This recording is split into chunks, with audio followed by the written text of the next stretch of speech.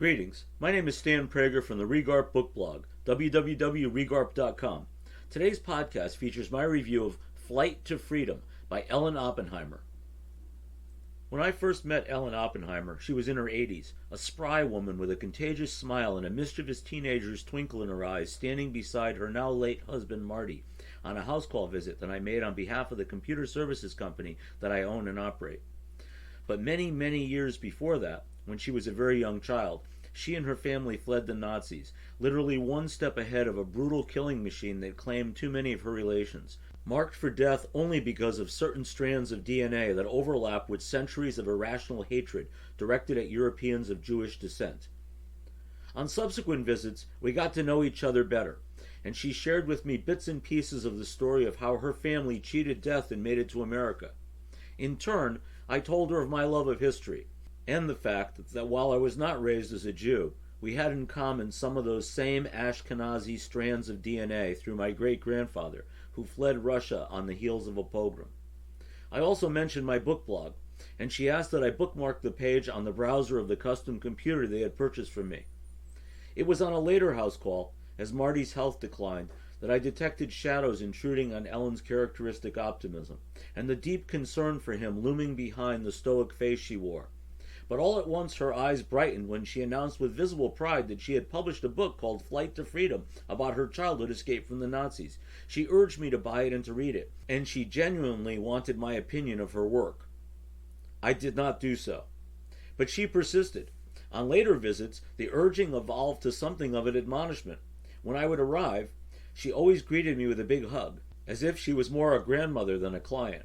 But she was clearly disappointed that I, a book reviewer no less, had not yet read her book. For my part, my resistance was deliberate. I had too many memories of good friends who pestered me to see their bands playing at a local pub, only to discover they were terrible. I liked Ellen. What if her book was awful? I did not want to take the chance. Then, during the pandemic, I saw Marty's obituary. COVID had taken him. Ellen and Marty had moved out of state, but I still had Ellen's email, so I reached out with condolences.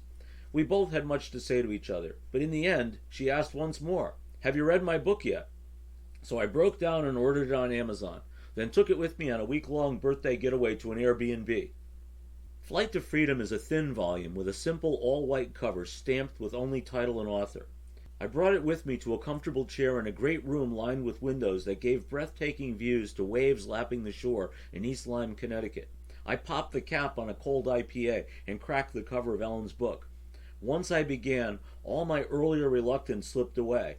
I simply could not stop reading it. In an extremely well-written account, especially for someone with virtually no literary background, the author transports the reader back to a time when an educated, affluent, middle-class German family overnight was set upon a road of potential extermination in the wake of the Nazi rise to power. Few, of course, believed that a barbarity of such enormity could ever come to pass in 1933, when 3-year-old Ellen's father Adolf was seized on a pretext and jailed. But Greta, Ellen's mother, the true hero of Flight to Freedom, was far more prescient.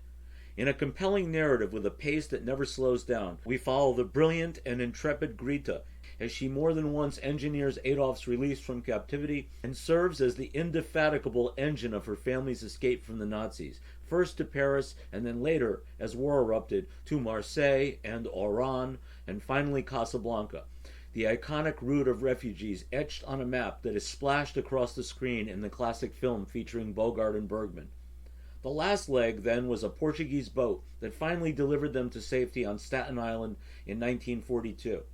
In the passages of Flight to Freedom that describe that voyage, the author cannot disguise her disgust at the contempt displayed shipboard for the less fortunate by those who have purchased more expensive berth, when all were Jews who would, of course, have found a kind of hideous equality in Germany's death camps. This was, tragically, the fate of much of Ellen's extended family, who did not heed Greta's warnings of what might befall them, by those who simply could not believe that such horrors could lurk in their future. Throughout the tale, there is a kind of nuance and complexity one might expect to find in a book by a trained academic or a gifted novelist, that instead is delightfully on display by a novice author. Her voice and her pen are both strong from start to finish in this powerful and stirring work. As a reviewer, can I find some flaws? Of course I can.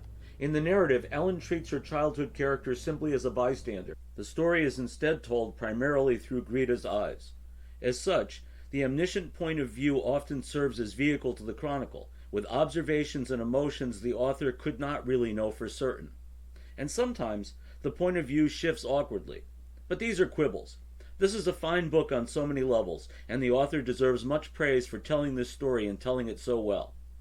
A few days after I read Flight to Freedom, I dug into my client database to come up with Ellen's phone number and rang her up. She was, as I anticipated, thrilled that I had finally read the book, and naturally welcomed my positive feedback. After we chatted for a while, I confessed that my only complaint, if it could be called a complaint, was that the child character of Ellen stood mute much of the time in the narrative, and I wondered why she did not relate more of her feelings as a key actor in the drama. With a firm voice she told me, and I'm paraphrasing here, "Because it is my mother's story. It was she who saved our lives. She was the hero for our family." I think Greta would be proud of her little girl for telling the story this way, so many decades later. And I'm proud to know Ellen, who shared it so beautifully. Buy this book. Read it. It is a story you need to experience as well. Thank you for joining me for today's podcast. I encourage you to share it in your network. Many more reviews on an eclectic array of fiction and nonfiction books are available at Regarp.com and RegarpBookblogPod.com. Have a great day.